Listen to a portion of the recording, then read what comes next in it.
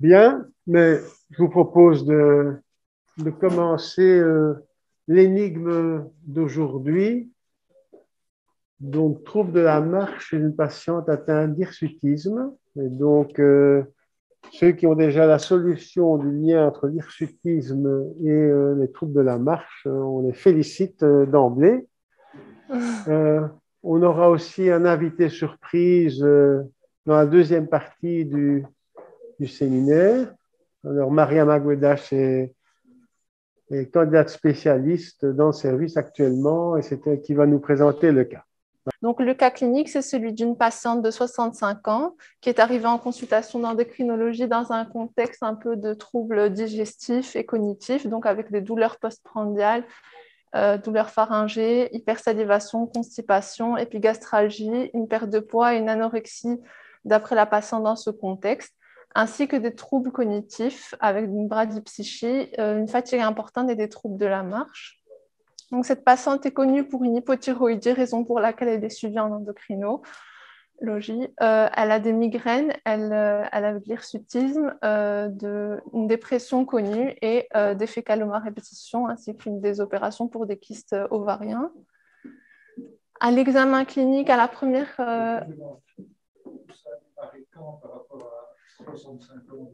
Donc, la question, ça a débuté quand ces troubles? Oui, elle a 65 ans et quand est-ce que ça a débuté? Ça a débuté donc récemment, depuis quelques jours, de quelques semaines. Donc, quelque chose de relatif, on va dire d'aigu, subaigu. Voilà.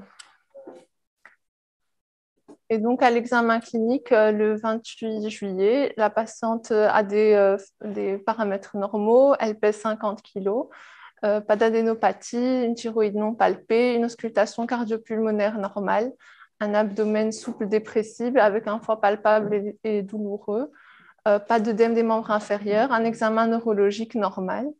La patiente est revue pour une deuxième consultation le 29 novembre et à ce moment-là, elle a toujours des paramètres normaux, elle a perdu 5 kilos entre-temps et a une marche instable avec elle fait des petits pas, un rembergement stable et des réflexes vifs mais symétriques.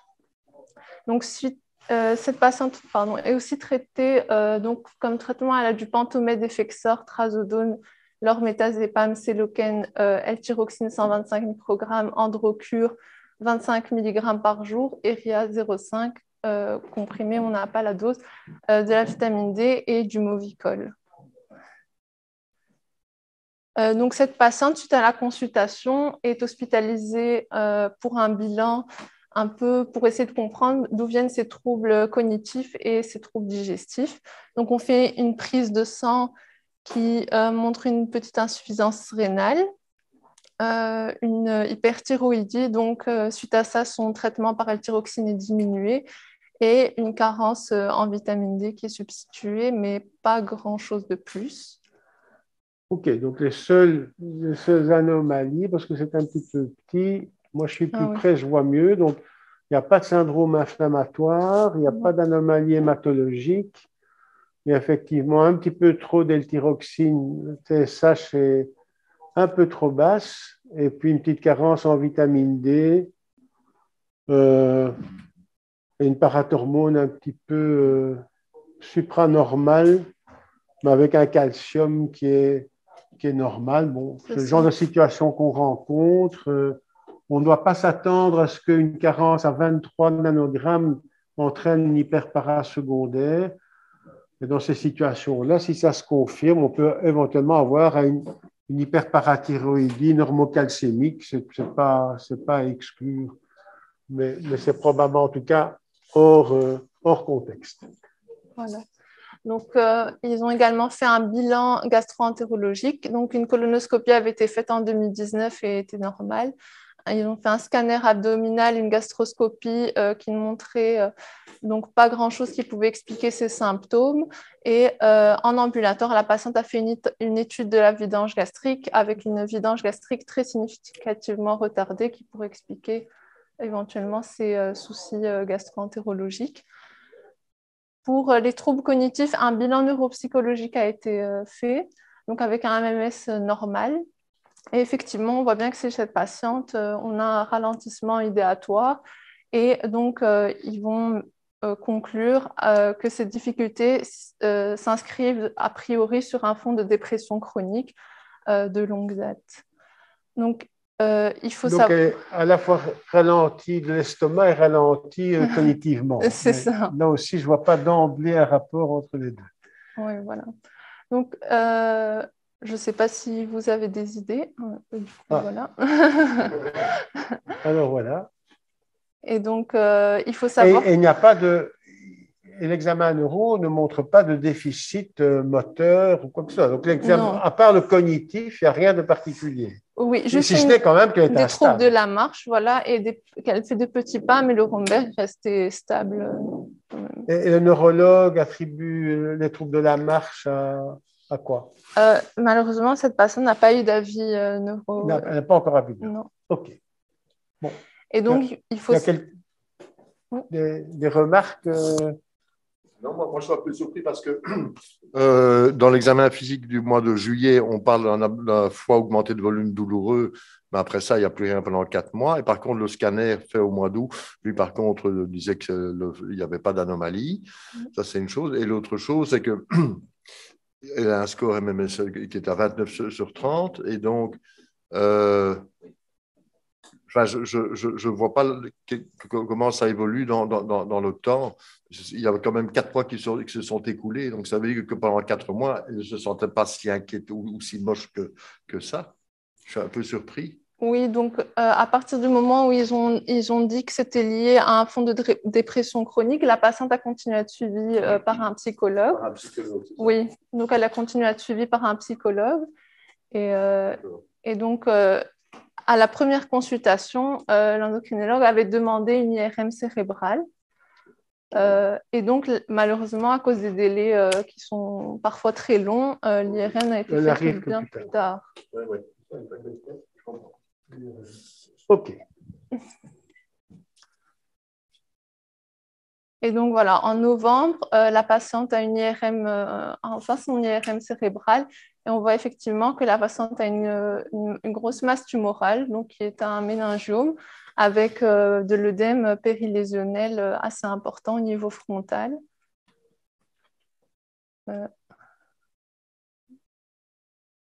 Voilà, donc on est sur une patiente qui arrive avec des symptômes assez atypiques, qui est orientée vers un diagnostic finalement de dépression chronique et dont le diagnostic final était un méningiome de la base du crâne dans le cadre d'un traitement long, presque de 30 ans, pour son hirsutisme d'acétate de cyproterone, donc l'androcure qu'elle prenait à dose de 25 mg par jour. Ah. Alors, il y a là un problème de causalité. Donc, l'acétate de cyproterone, ça vous parle, ça? Donc, j'imagine qu'il y a beaucoup de gens hirsutes, beaucoup de femmes hirsutes qui prennent un petit peu d'androcure. Et c'est ça qui est relevé. Alors, je pense qu'à ce stade-ci, devant un diagnostic de méningiome, bon, on se dirait, mais voilà, cette dame a un méningiome, ce n'est pas une maladie si exceptionnelle que cela.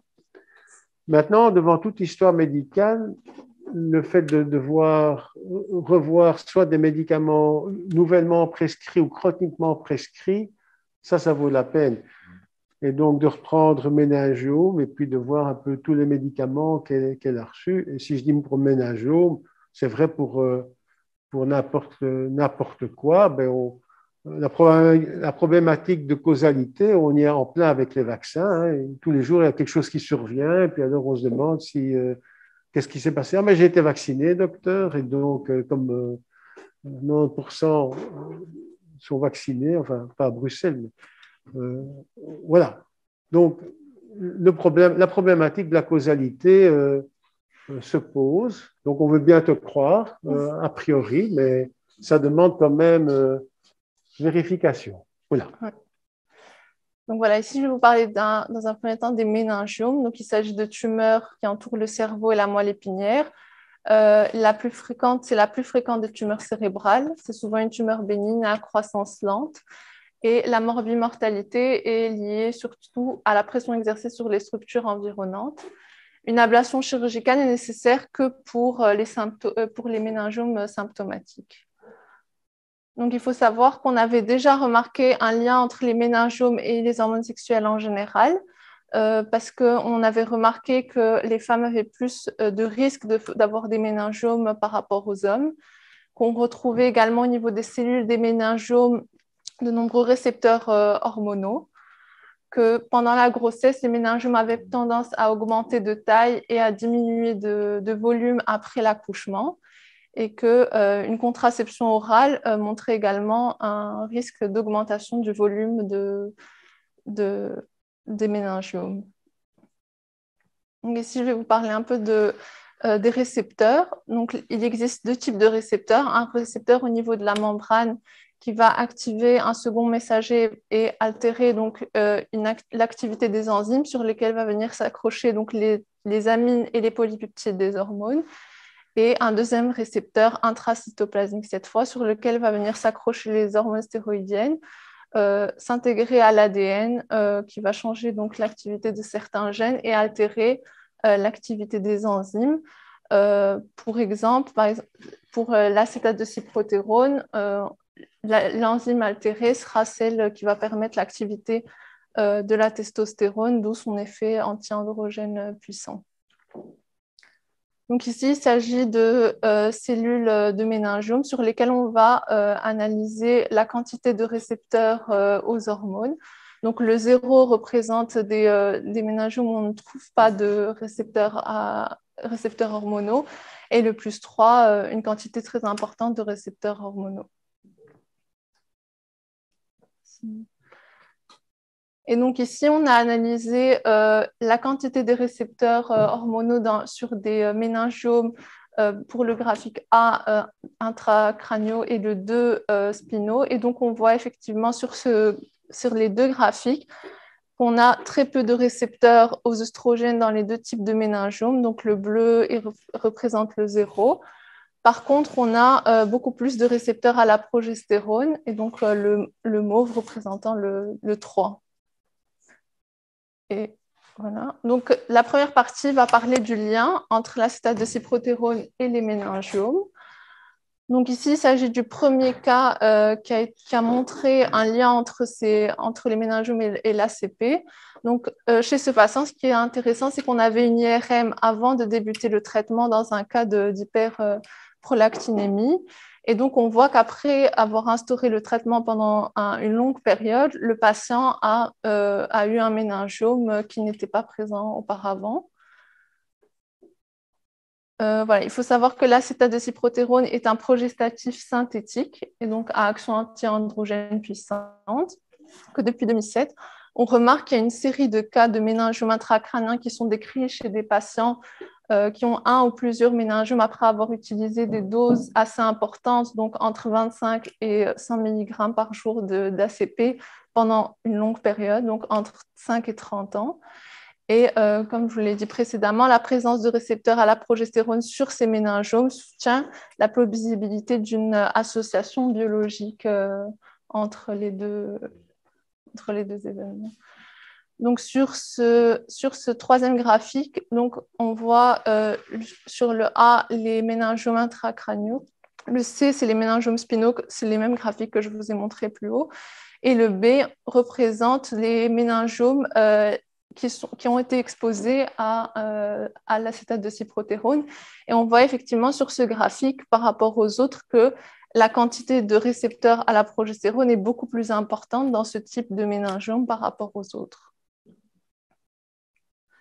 Donc, il faut savoir que l'acétate de cyprotérone a des indications particulières. Il existe deux types de dosage, donc les comprimés de 10 mg et ceux de 50 mg.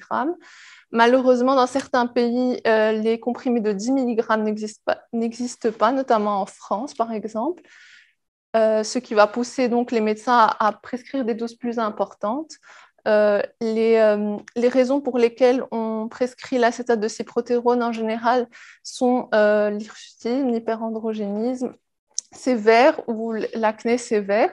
En général, on doit prescrire pour ce type d'indication ce traitement seulement si un autre traitement a été instauré qui ne fonctionne pas et que des doses très faibles ont été essayées et que ça ne fonctionne toujours pas. Il faut savoir qu'en France, par exemple, 400 000 jeunes filles ont reçu ce traitement à haute dose entre 2006 et 2015 et que la majorité, c'était pour des indications ovariennes.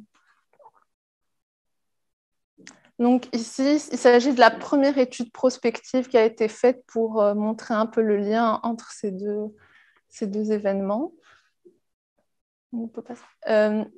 Donc, la première chose qu'on a mise en évidence dans cette étude, c'est qu'il y a une augmentation du nombre d'utilisateurs de ce traitement au fil du temps, principalement liée aux personnes transgenres, donc en mauve, mais aussi pour des patients pour d'autres raisons, donc en vert, ou pour le cancer de la prostate aussi, en orange.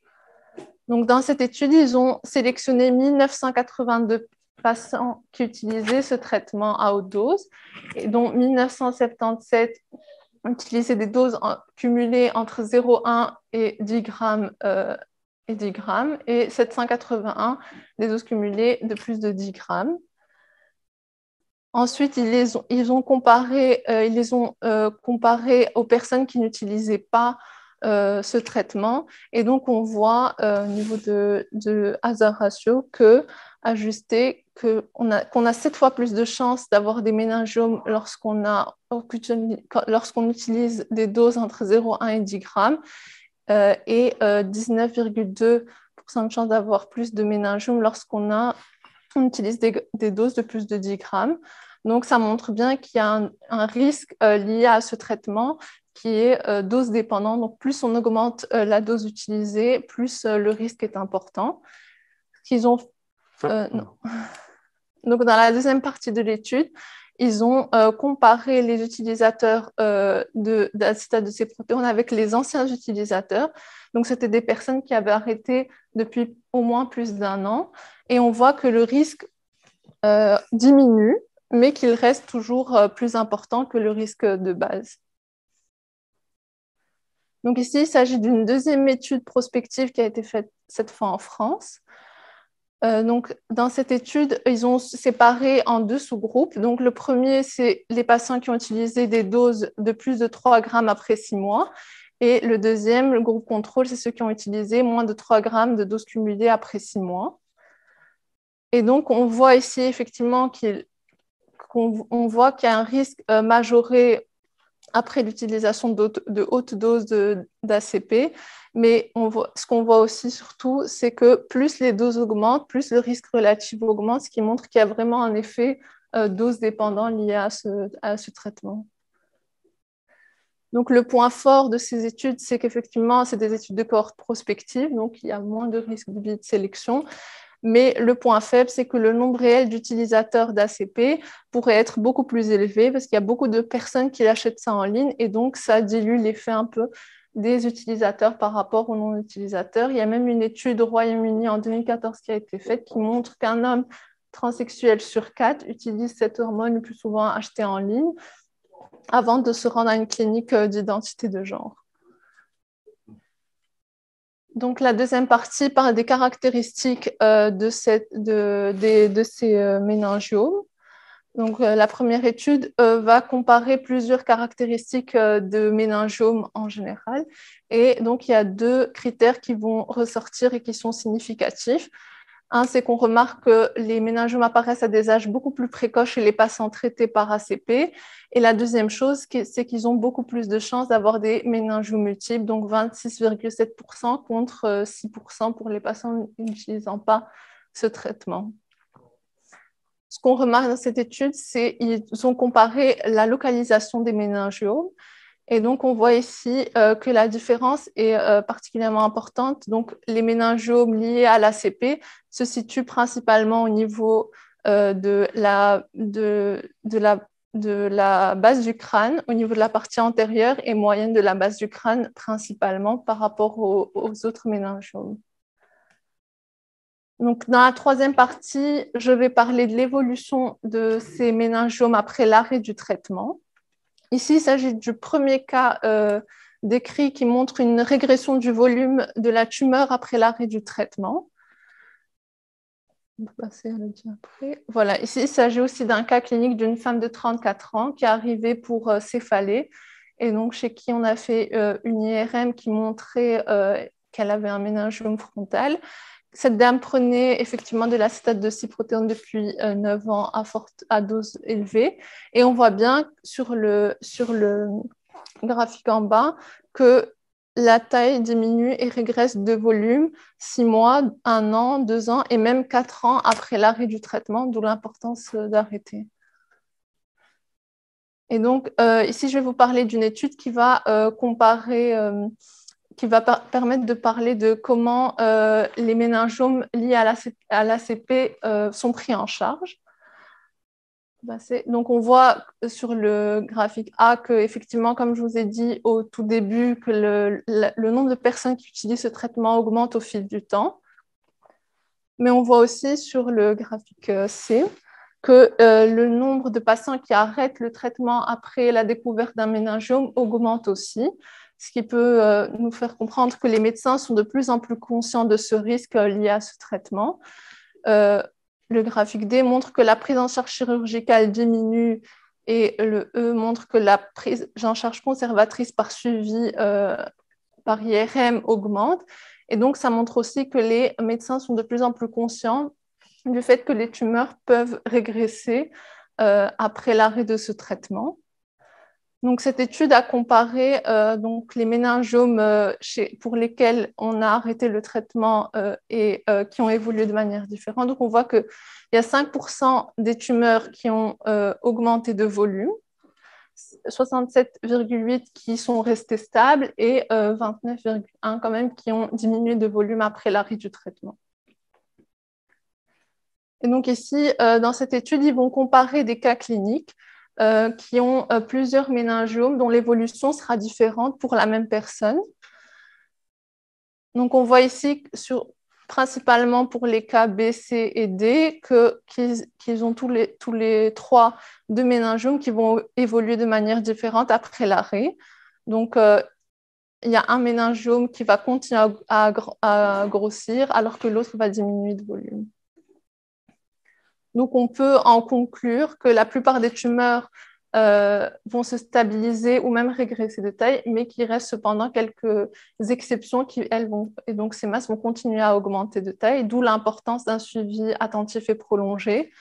Les mécanismes biologiques sous-jacents restent peu clairs et donc méritent d'être étudiés afin de prédire quels méningiomes vont continuer à croître, ainsi le conseil médical.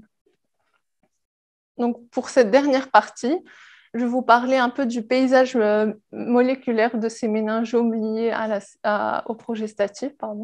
Et donc, dans cette étude, ils vont analyser un peu les mutations de ces méningiomes et les comparer aux autres méningiomes. Donc, ils vont montrer, comme je vous l'ai déjà dit plus tard, qu'effectivement, les méningiomes arrivent à des âges plus précoces, sont plus souvent multiples et localisés au niveau de la base du crâne. Par contre, on voit ici qu'il n'y a pas de différence au niveau du grade de ces méningiomes, que ce soit des méningiomes qui sont liés ou non à des progestatifs. Donc, sur ce graphique, on va comparer donc, en vert les mutations des méningiomes liés au traitement par des progestatifs avec en orange les mutations des méningiomes qui ne sont pas liés à un traitement par progestatif. Et on voit effectivement ici que la mutation NF2 est beaucoup plus présente dans les méningiomes non liés au traitement par rapport aux méningiomes liés au traitement, mais aussi que la mutation PIK3CA est beaucoup plus présente dans les méningiomes liés au traitement progestatif par rapport aux méningiomes non liés. Et ce qu'ils ont fait, c'est qu'ils ont remarqué que ces méningiomes donc, étaient principalement localisés au niveau de la base du crâne, comme on peut voir sur le schéma B, mais aussi que dans les méningiomes avec une mutation PIK3CA, on retrouvait une quantité importante de récepteurs à la progestérone dans ces cellules. Et donc, on peut en conclure, oui, on peut en conclure que les méningiomes associés aux progestatifs, qui représentent quand même un tiers des méningiomes multiples, semblent être caractérisés par un paysage mutationnel spécifique, ce qui pourrait nous permettre par la suite de trouver des traitements ciblés. Que ces méningiomes présentent souvent une expression de récepteurs à la progestérone élevée, comme je vous ai montré dans les graphiques au début de la présentation, et que les mutations PIK3CA sont également plus fréquentes avec une surexpression des récepteurs hormonaux dans ce type de méningiome. Et donc, on a aussi remarqué dans cette étude que la perte du statut des récepteurs à la progestérone était souvent associée à une prolifération cellulaire élevée, avec un risque de récidive et des tumeurs de plus haut grade. Donc, la conclusion générale, c'est qu'on a confirmé ici qu'il y avait une association vraiment forte et surtout dose dépendante entre l'utilisation de ce traitement à forte dose et les méningiomes, que la présence des récepteurs à la progestérone dans les méningiomes soutient la plausibilité d'une association biologique, que les méningiomes liés à la prise d'ACP sont principalement situés au niveau de la partie antérieure et moyenne de la base du crâne, avec une signature moléculaire particulière. Et finalement, ça a montré aussi que c'était important d'arrêter le traitement après la mise en évidence d'un méningiome, parce qu'on a une chance que le méningiome régresse ou reste stable, mais qu'il faut tout de même rester prudent et attentif et toujours suivre l'évolution des méningiomes par IRM. Voilà. OK. Bien, mais merci, merci pour cet exposé. Tout le monde est convaincu. Maintenant, est-ce qu'on est en droit d'être convaincu? Autrement dit, est-ce que tout ce que tu nous as montré, effectivement, c'est du solide, un peu comme si on avait instruit à charge, mais pas à décharge. Donc, j'imagine que tout le monde n'est pas nécessairement d'accord avec ça. Et donc, c'est pour ça qu'il nous paraissait utile de profiter de ce cas clinique pour revoir un peu ce qui conditionne finalement les critères de causalité entre deux événements. Et pour ce faire, on a la chance d'avoir Alain Valmérade, qui est accessoirement pneumologue retraité et moins accessoirement ancien professeur d'épidémiologie à la fac de médecine à Mons et en fac de pharmacie. Alors Alain, merci d'être là. Si tu veux partager ton écran. Partager mon écran. Je trouve que la présentation qui a été faite est déjà assez complète. Et donc, ce que je voudrais essayer, c'est de me concentrer un peu plus sur les critères de Bradford-Hill. Donc, comme l'oratrice précédente, je n'ai pas de conflit d'intérêt. Et vous savez que les critères de Bradford-Hill ont été donc basés sur le fait qu'il y avait beaucoup de controverses sur l'association entre l'utilisation du tabac et le cancer bronchopulmonaire dans ce qu'on appelait à cette époque-là la cohorte des médecins anglais. On va passer là-dessus. Mais en fait, il se demandait dans quelles circonstances peut-on passer d'une association à un verdict observé à un verdict de causalité. C'était ça, au fait, évidemment, le nœud de sa question. Et dans un discours fait devant la Royal Society of Medicine et dans un article donc publié par après en 1965, il a proposé, au fait, 9 aspects d'association qui permettent d'évaluer les données épidémiologiques traditionnelles. Et ces aspects sont devenus des concepts fondamentaux comme principe de l'inférence causale en épidémiologie, et ces aspects ont été appelés critères, les critères de Bradford-Hill. En fait, on pourrait reformuler la question de Hill, c'est de dire, évidemment qu'une corrélation n'est pas une causalité, c'est ce que tu as essayé de bien souligner tantôt, mais la causalité doit être une corrélation, bien entendu. Alors, les 9 critères que Bradford Hill avait donc émis, je l'ai dans son article et dans son discours d'abord, je les ai mis dans le même ordre que dans l'article. On va passer assez vite, si vous voulez, pour ne pas perdre de temps. Il y a une force de l'association. Évidemment, au plus une association est forte, au plus le risque relatif ou le hazard ratio ajusté ou cru est important, au moins il y a de chances qu'il y ait une variable confondante. La temporalité, bon ça, on ne va plus en parler beaucoup, mais il est évident que dans notre monde physique, pour quelque chose soit cause de quelque chose d'autre, il faut qu'il soit antérieur. Et bien évidemment, s'il n'y a pas l'antériorité temporelle, on ne parle pas de temporalité respectée. Il y a la consistance aussi, si différentes études sur différents groupes populationnels en différents endroits, différents moments, avec des instruments de mesure différents, donnent donc des résultats semblables, similaires, et bien évidemment, la causalité devient donc extrêmement forte dans ce cas-là. Il y a la plausibilité théorique qui a été fortement soulignée par l'oratrice précédente. Et évidemment, quand l'association repose sur des mécanismes biologiques sous-jacents démontrés, eh bien évidemment, c'est extrêmement fort. Mais il faut faire attention parce qu'il faut se rendre compte que la connaissance médicale, c'est un processus en devenir.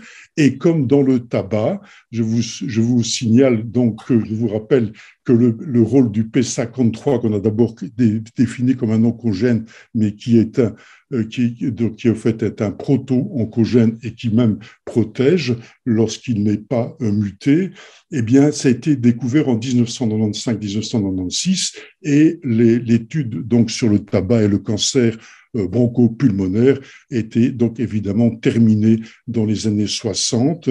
Le Surgeon General avait dit que le tabac était la cause du cancer en 64 et il a fait ses 9 critères en 65.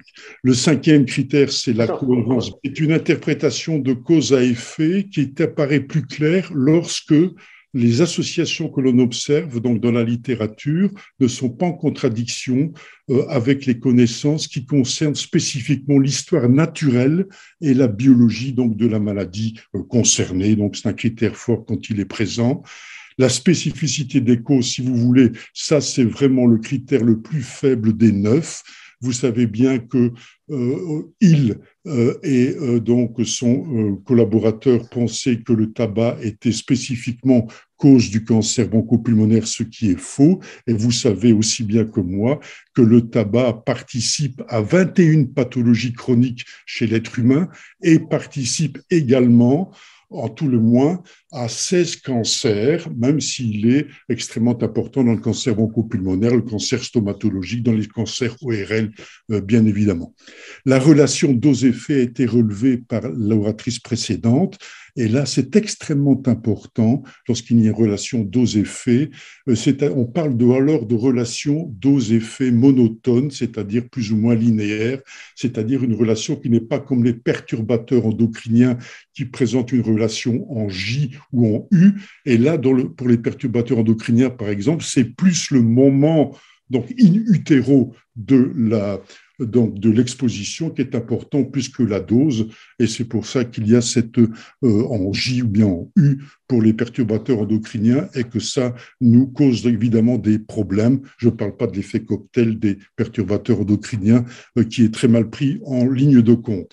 Il y a la preuve expérimentale. Les 2 derniers critères, c'est la preuve expérimentale. Évidemment, toute recherche de laboratoire qui est connexe aux observations que nous faisons rend évidemment l'inférence causale plus plausible. Et puis, il y a l'analogie.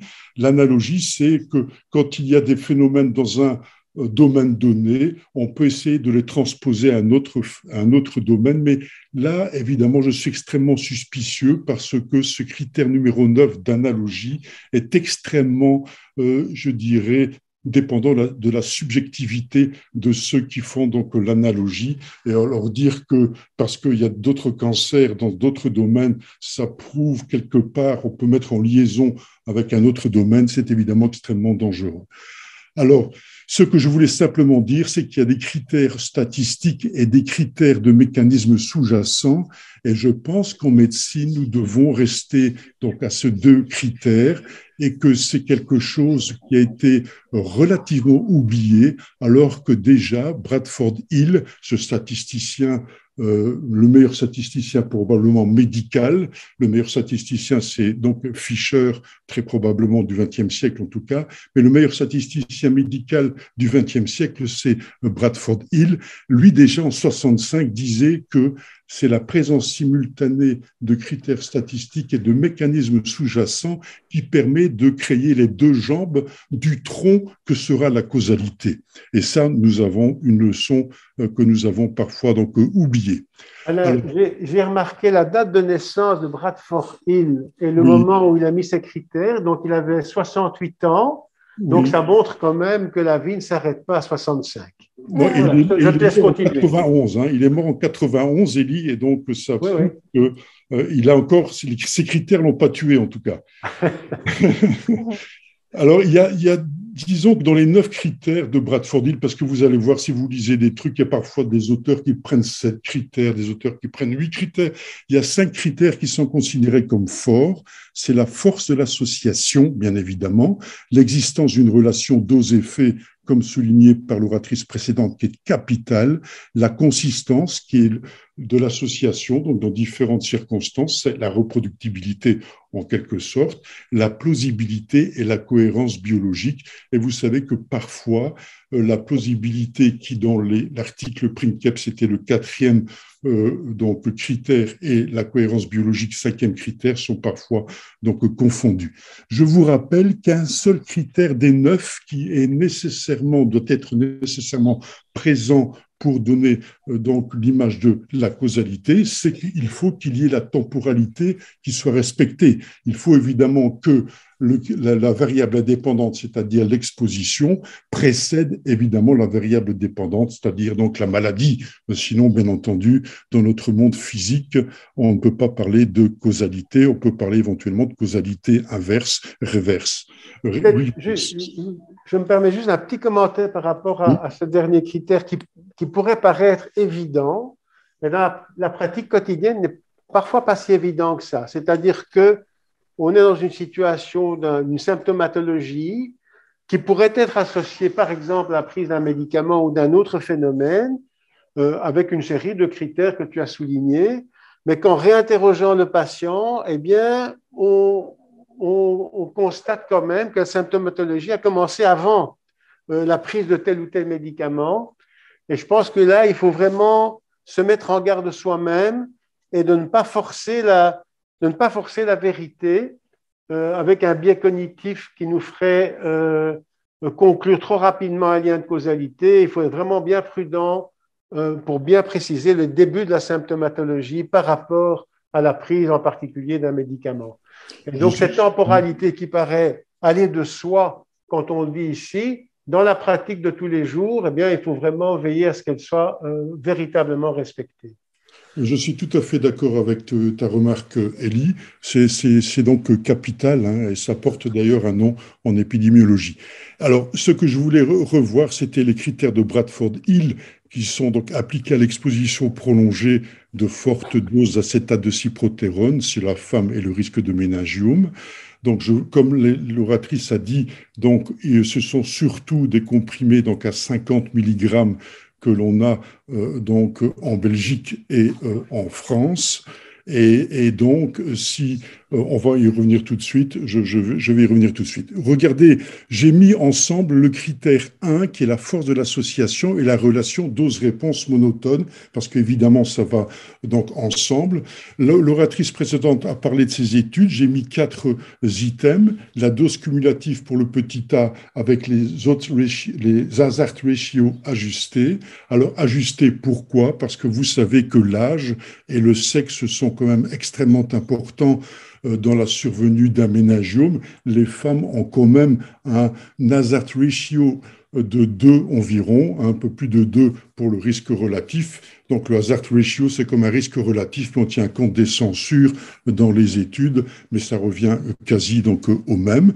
Vous voyez qu'ici, pour les gens pas du tout exposés, donc une dose cumulative égale à 0, eh bien évidemment, on met un hazard ratio ajusté égal à 1, c'est la référence. Et vous voyez que lorsqu'on va de 0,1 à 10 grammes, comme dit tantôt, on a un hazard ratio de 7 avec entre parenthèses l'intervalle de confiance à 95%. Donc des valeurs qui sont nécessaires à être mises parce que n'oubliez pas que toute étude est un échantillon et qu'on doit faire de l'inférence statistique sur une population sous-jacente et donc aucune valeur de cet intervalle de confiance n'a la prérogative de la vérité. Ça c'est capital, mais donc on ne tient pas compte de ça. Mais dans l'échantillon c'était donc 7, plus de 10 grammes, c'est donc plus de 19 avec 10 à 36 comme marge de l'intervalle de confiance. Vous avez en petit b une étude de 2021 qui montre que 3,8% des femmes sous acétate de cyprotérone ont été opérées donc de méningiome. Mais c'est un taux global. Si on prend les femmes qui avaient un taux, donc une exposition d'ACP supérieure à 40 grammes, dans 40 boîtes de 20 comprimés à 50 milligrammes, ça fait 40 grammes, le risque d'être opéré par un méningiome passait à 11,3%. Donc, dans cette étude, il y avait 1101 femmes opérées sur 28 924 prenant de l'ACP. Si vous faites le rapport, vous tombez sur 3,8%, bien entendu.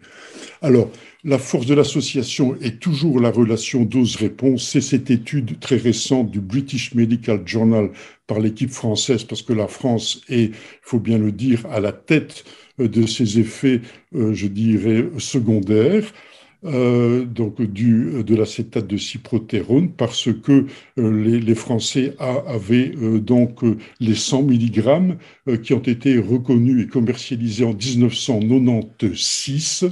Le 50 mg a été commercialisé en janvier 1981. Donc je vous rappelle que ce que disait l'oratrice, c'est que les premiers case series datent de 2007. Dans la littérature donc médicale. Et vous voyez ici en C donc le tableau qui a déjà été présenté et vous voyez que le groupe de référence ici c'est pas 0 mais c'est moins de 3 grammes durant 6 mois d'acétate de cyprotérone. C'est la référence, c'est donc 1 si vous voulez. Et vous avez donc ainsi le relative risque et les hazard ratios ajustés. Ici, ils ont ajusté surtout pour l'âge, avant tout pour l'âge. Et les gens étaient donc exposés à un maximum de 8 années. Et vous voyez deux choses, c'est que pour Bradford Hill, une association forte, c'était un risque relatif entre 2 et 5. Vous avez ici un risque relatif de 5,2 et un hazard ratio de 6,6, mais ça c'est global. Et vous voyez que dans les doses, dans les sous-groupes de doses, eh bien qu'il y a une très belle relation, dose-effet monotone, avec une croissance progressive et une signification progressive au-delà de 12 grammes donc d'exposition à l'ACP, donc des risques relatifs et des hazard ratios. Je vous rappelle que pour le tabac, le risque relatif était de 23 si on fumait plus de 25 grammes par jour. C'était exprimé en grammes, mais 1 gramme égale une cigarette. Donc, si on fume plus de 25 cigarettes par jour, on avait un risque relatif de 23. Donc, pour le tabac, le risque global était de 10 environ pour le tabac. Donc, c'est un peu plus élevé que le risque relatif de méningiome dans le cadre de l'exposition à l'ACP. Et je vous ai mis le petit d qui n'est pas repris dans les critères de Bradford Hill, mais qui a également été souligné par l'oratrice précédente. Depuis Bradford Hill, évidemment, on a fait des progrès. On parle de pharmaco-épidémiologie, toujours en se basant sur le noyau de Bradford Hill, bien entendu. Et donc, ce qu'on veut regarder, c'est qu'est-ce qui se passe après l'arrêt donc du facteur d'exposition. Eh bien, on voit ici que lorsqu'on a arrêté 1 an l'acétate de cyprotérone, on voit que le risque de méningiome est à 1,8. Mais si on a été, pour le groupe dans son entièreté, mais si on a été exposé à au moins 12 grammes d'acétate de cyprotérone, comme dans le tableau ci-dessus, eh bien, le hazard ratio est de 4,2. Donc, en fait, vous avez une réponse dose qui est à l'inverse de ce qu'elle était sous l'exposition. Et ça, c'est donc tout à fait donc, remarquable. La pharmacoépidémiologie a ajouté que lorsque c'était possible, il fallait refaire un challenge avec la molécule et alors voir ce qui se passe. Mais je vous signale qu'en France, depuis 2011, cela est interdit. D'ailleurs, on est d'accord si on est convaincu par la causalité, bien entendu. Mais depuis 2011, donc, la Haute Autorité de la Santé a proposé d'interdire de faire des challenges, c'est-à-dire ceux qui ont été opérés ou radiothérapés, mais 97% des gens sont opérés, 3% sont radiothérapés pour les méningiomes. Donc, eh bien, ceux qui avaient un méningiome qu'on attribue à l'acétate de cyprotérone, donc, ne peuvent pas recommencer leur médication, leur exposition après avoir été donc opérés, et ça, c'est depuis 2011. Et donc, évidemment, ce critère, force de l'association et relation dose-réponse monotone sont 2 critères majeurs d'une relation donc causale, telle que je vous les ai exposés ici. La temporalité, bien ici, elle est respectée, mais elle est respectée non seulement dans le fait que la causalité est antérieure à l'effet, mais aussi dans le fait que le déroulé du temps donc, nous permet de dire qu'effectivement, c'est pas au bout de 15 jours que vous faites un méningiome sous acétate de cyprotérone. Il y a plusieurs années qui s'écoulent, 5 à 30 ans, comme l'a dit l'oratrice, quand vous prenez de 25 à 100 milligrammes donc par jour. Je vous rappelle que la grande étude française qui a été faite notamment avec Lariboisière comme premier au centre hospitalier qui donc a travaillé là-dessus, donc avait 8 ans maximum dans la cohorte incidente donc d'exposition. Ils ont fait une deuxième cohorte où les gens, à partir du début donc de l'étude, avaient déjà été exposés auparavant. Ils avaient été donc exclus de cette première étude de la cohorte incidente où on regardait ce qui se passait donc prospectivement, même si c'était historique. C'est toujours donc l'ADN d'une étude de cohorte et prospective, bien évidemment. Eh bien, lorsqu'ils ajoutaient donc évidemment la cohorte de prévalence, il y avait évidemment plus que 8 ans. La consistance épidémiologique, eh bien ici, évidemment, c'est un petit peu limité par le fait qu'il y a que, en Europe en tout cas, c'est là qu'on utilise de haute dose de cyprotérone et il n'y a que 4 pays qui ont publié, donc c'est la France, l'Espagne, l'Italie et la Belgique. Et ici, on est extrêmement différent des pays anglo-saxons et asiatiques qui, eux, n'utilisent pas ou ont interdit l'utilisation donc de l'ACP pour des troubles gynécologiques ou des indications donc comme l'acné ou des troubles gynécologiques comme la contraception, pardon.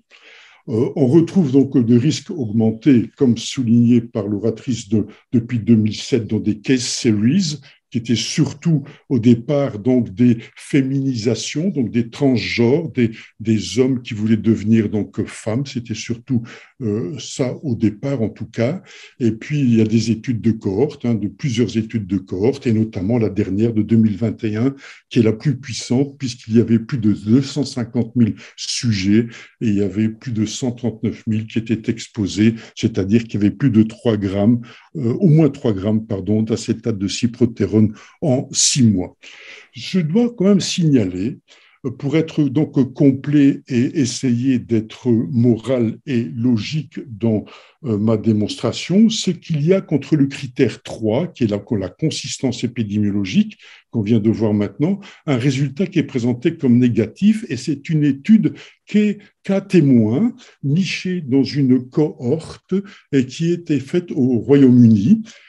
et qu'elle n'a pas montré d'association entre ACP et méningiome dans ses conclusions de l'abstract. Parce qu'évidemment, alors là, évidemment, moi j'ai lu tout l'article et donc je dis a posteriori, comme j'ai déjà vu plusieurs fois, c'est que les gens pensent que les médecins ne lisent que l'abstract et donc on va mettre une conclusion relativement forte dans l'abstract.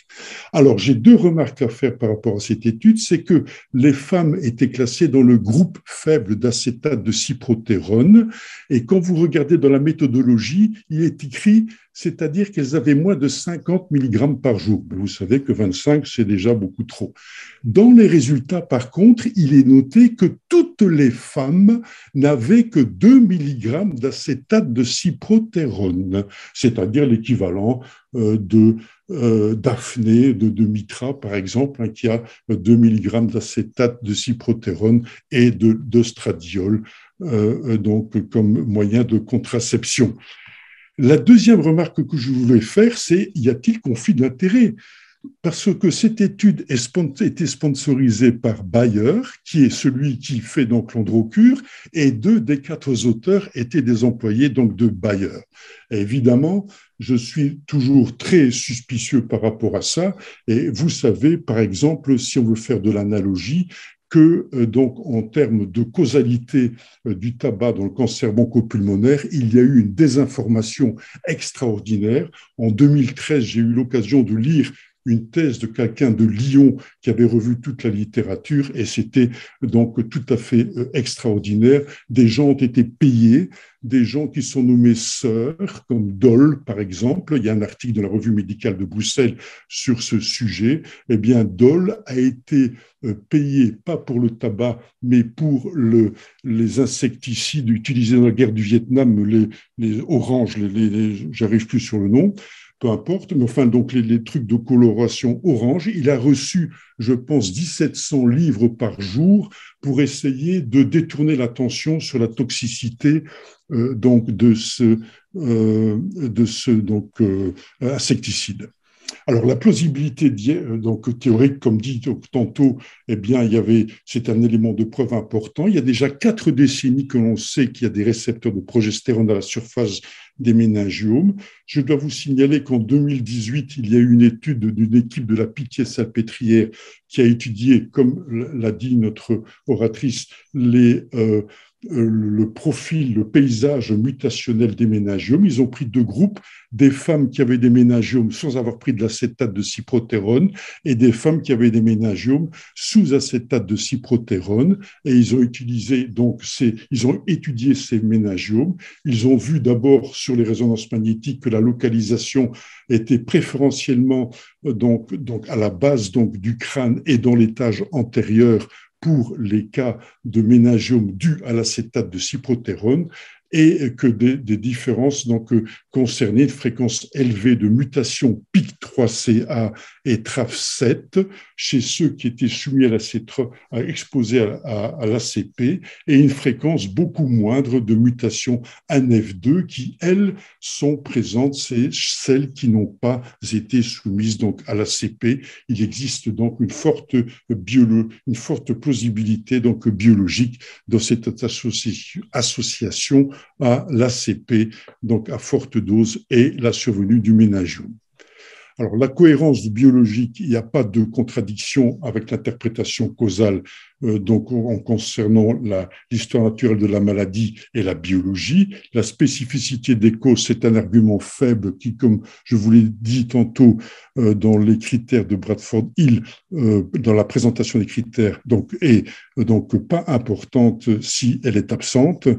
Les preuves expérimentales, bien ici, il n'y a pour l'instant pas d'études donc in vitro sur des cellules ménagées exposées à l'ACP ou sur des animaux, rats, souris, exposés à l'ACP. Je dis les rats parce que les rats ont subi plusieurs études d'exposition à l'ACP, mais c'était surtout pour des pathologies donc hépatiques et pas pour des pathologies de méningiome.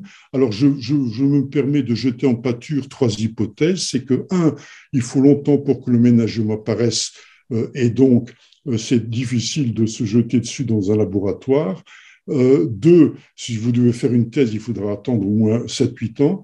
Deux, si vous voulez raccourcir le temps, éventuellement, vous devez, comme ça s'est passé pour le l'isomucil ou l'acétylcystéine, donner des doses qui ne sont pas compatibles avec l'être humain. Vous savez que pour l'acétylcystéine, démontrer qu'elle ait un effet antioxydatif, il a fallu donner aux rats des doses donc d'acétylcystéine de l'isomucil impossible donc à supporter pour un être donc humain. Et donc évidemment cela est tombé, le soufflet est retombé.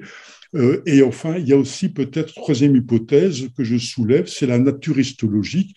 Comme c'est bénin, peut-être que les chercheurs ont moins de désir ou de projet de se jeter dans cette recherche plutôt que de se focaliser sur donc, des tumeurs intracrâniennes qui sont donc malignes, comme les gliomes par exemple. Donc ces trois hypothèses, ce sont des hypothèses à moi que je soumets donc en pâture.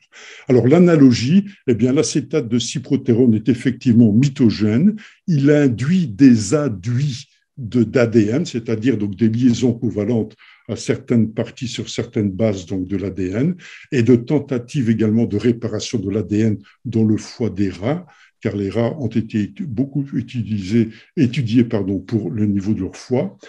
On sait que de très rares cas de tumeurs hépatiques ont été signalés chez les gens qui prenaient donc de l'acétate de cyprotérone. On sait que ce soit homme ou femme, on sait que le risque accru donc de cancer du sein en cas de bithérapie hormonale substitutive est présent. Donc, si en post-ménopause, donc quand vos ovaires ne fonctionnent plus bien, et ça, c'est une étude récente donc, du Lancet 2019. Et donc, évidemment, l'analogie, mais je vous ai dit, il faut faire attention parce que c'est subjectif. Et donc, on peut donc faire passer d'un domaine à l'autre selon, donc, évidemment, la force que l'on veut avoir. Alors, les critères de je termine. Les critères de Bradford-Hill sont devenus, dans le cadre de l'inférence causale, donc la base donc dans les études épidémiologiques. Cependant, il faut donc signaler, et heureusement, que Hill a écrit ces critères en 1965 et donc la causalité des maladies était beaucoup moins bien comprise, était beaucoup plus élémentaire qu'elle ne l'est aujourd'hui. Les progrès de la génétique, de la biologie moléculaire, de la toxicologie, de la science de l'exposition. Donc Bradford-Hill considérait la science de l'exposition dans le cadre du tabac un peu comme une boîte noire. Parce que je vous redis qu'il n'y avait que chez des souris qu'on avait rasées et dont on avait donc peint la peau et on voyait qu'il y avait donc certaines souris qui présentaient donc des cancers, plus que les souris donc contrôle. Le reste, c'était une boîte noire, donc on ne connaissait pas évidemment les mécanismes de modification de l'ADN par le tabac. Et donc les statistiques évidemment qui changent très fortement maintenant puisqu'on va vers les big data et qu'il faudra évidemment adapter les statistiques à ces donc grandes données donc massives.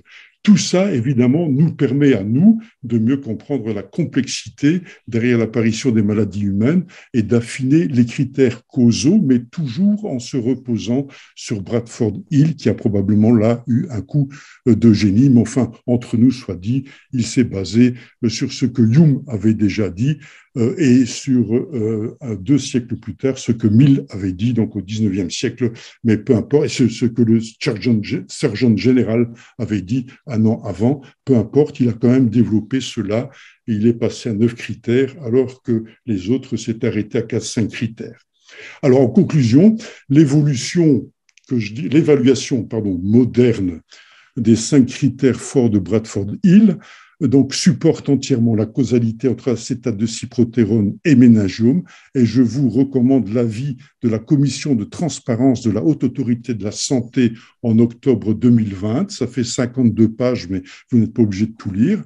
Un seul critère n'est pas encore totalement rencontré, et c'est l'expérimentation, mais j'ai soulevé des hypothèses personnelles pour éventuellement expliquer cela. Attention, ça aussi c'est personnel, à la désinformation qui a été très importante pour le tabac et qui, ici, dans une étude qu'a témoin niché dans une cohorte, est peut-être responsable, comme a essayé de le souligner l'oratrice de la scotomisation du sujet par beaucoup donc de médecins. Donc, il a fallu donc des interventions françaises surtout pour essayer de réveiller donc la conscience donc des médecins sur cette association causale entre donc l'ACP donc et les méningiums chez la femme, mais aussi donc chez les gens qui veulent transgenres, qui veulent se féminiser, bien entendu. Voilà, je vous remercie pour votre attention que vous avez prêtée à OPSO, aux deux orateurs. Merci, merci beaucoup, Alain. Alors, questions, commentaires? Attends. J'ai deux questions qui n'ont rien à voir avec les méningiomes, mais je voudrais m'adresser au deuxième orateur. La première question est la suivante. Vous avez fait la relation statistique entre le tabac et le cancer du poumon. Ma question est, vous arrêtez de fumer, au bout de combien d'années le risque d'avoir un cancer du poumon diminue? La deuxième question se rapporte au Mediator, qui a fait beaucoup parler de lui, et je ne comprends pas pourquoi la France a été tellement en retard par rapport à l'arrêt du Mediator, alors qu'en Belgique, je crois que dans les années 90, il avait été décidé que le produit basique allait être supprimé. Oui. Merci pour la réponse. Je vous remercie pour les questions tout d'abord. Donc la première question, écoutez, si vous arrêtez avant 30 ans de fumer, vous revenez au risque général de la population. Si vous arrêtez après 50 ans de fumer, vous diminuez par 2 votre risque donc préexistant et vous ne revenez jamais donc à un risque plus faible, sauf après 15-16 ans, ça dépend donc des études, où là, on a l'impression, si vous avez 50 ans que vous arrêtez de fumer, si vers 65, 66, 67 ans, vous n'avez pas de cancer, eh bien, ça veut dire que très probablement, vous revenez au risque de la population donc générale, qui n'est pas nul, hein, comme vous savez. 90% des cancers à peu près de bronchopulmonaires sont dus au tabac, mais il y a 10% de cancers qui sont dus à autre chose que le tabac. Et c'est d'ailleurs donc grâce à des mines de cadmium que des gens commencent à réfléchir à la fin des années 1920 pour dire que le tabac était peut-être donc toxique, mais les premières études cas contrôle sont post-Deuxième Guerre mondiale. Donc ça, c'était votre première question. Et la deuxième donc, question était, répétez-la moi si vous voulez. Le Mediator. Le Mediator arrêté tardivement en France. Oui, le Mediator, écoutez, pour moi, j'ai l'impression que c'est un problème politique. Donc, où cet pneumologue de Brest a dû se battre très longtemps pour faire surgir donc la vérité. Et n'oublions pas, je pense, que le patron donc de la firme pharmaceutique qui donc avait le droit de commercialiser cet antidiabétique oral qui a été utilisé pour faire perdre du poids, le patron était français. Et je pense que ça jouait un rôle dans le fait que ça a duré longtemps pour que l'on tombe sur effectivement la démonstration de la causalité sur les valvulopathies cardiaques et sur l'hypertension artérielle pulmonaire. Est-ce que j'ai répondu à vos questions? Très bien. Autres questions, commentaires, éventuellement pour celles qui sont branchés à distance. Brigitte, je vois que tu es branchée. Commentaire particulier, puisque tu avais eu la patiente, tu avais identifié le problème. Oui, c'est le clinicien responsable. Hein. Voilà. Non, écoute, j'ai tout de suite pensé à ce diagnostic au départ, avant d'hospitaliser la patiente, parce qu'elle avait des doses cumulatives énormes et que j'ai déjà suivi plusieurs patients qui ont développé des méningiomes dans le cadre d'un traitement long de cyproterone acétate. Et très souvent, les premiers symptômes sont assez spécifiques. Ils peuvent aller de la dépression à des problèmes de la marche et de la cognition, sans nécessairement, enfin, ça dépend de la localisation, mais comme vous avez vu, la localisation, c'est surtout la base du cerveau, moyen et antérieur, et très souvent, c'est des symptômes frontaux qui sont les premiers symptômes. Et donc, j'avais demandé au départ une IRM avec cette hypothèse derrière la tête, soit c'est un problème de dépression, un problème psychologique chez une patiente isolée, soit qu'il y a quand même un problème somatique sous-jacent, et je voulais exclure le méningiome. Donc, il faut y penser chez chaque femme qui, depuis longtemps, est traitée par la cyprotérone acétate. Et c'est d'ailleurs un peu étrange parce que cette femme était suivie par quelqu'un qui faisait régulièrement ses prescriptions. Elle n'avait aucun signe d'hirsutisme cliniquement et elle était traitée depuis l'âge de 30 ans. Donc, ça veut dire plus de 30 ans cumulatifs de 25 mg. Je peux vous dire qu'on est au-delà des dosages qui reviennent dans les études et les cohortes décrites. Merci Brigitte. Je me posais la question de savoir quelle est la pénétration de cette connaissance-là auprès d'un endocrinologue lambda, que tu n'es pas, et auprès des neurologues ou des neurochirurgiens. Est-ce qu'ils sont actuellement au fait, donc si on faisait une vaste enquête auprès de ces spécialistes-là, c'est reconnu? Écoute, comme tu as vu dans la revue de la littérature, les premiers cas ont été décrits depuis 2007, il n'y a pas tellement longtemps que ça, et les études de cohorte prospectives sont toutes récentes. Elles ont été publiées en 2020 et 2021. Et je me souviens ici d'une réunion multidisciplinaire que nous avions eue. Je rentre, c'était un mock de neurochirurgie. On présentait une patiente avec un méningiome et une jeune patiente. Et j'ai dit, est-ce que je peux vous interrompre? Parce que moi, j'étais là pour les hypophyses et pas pour le reste.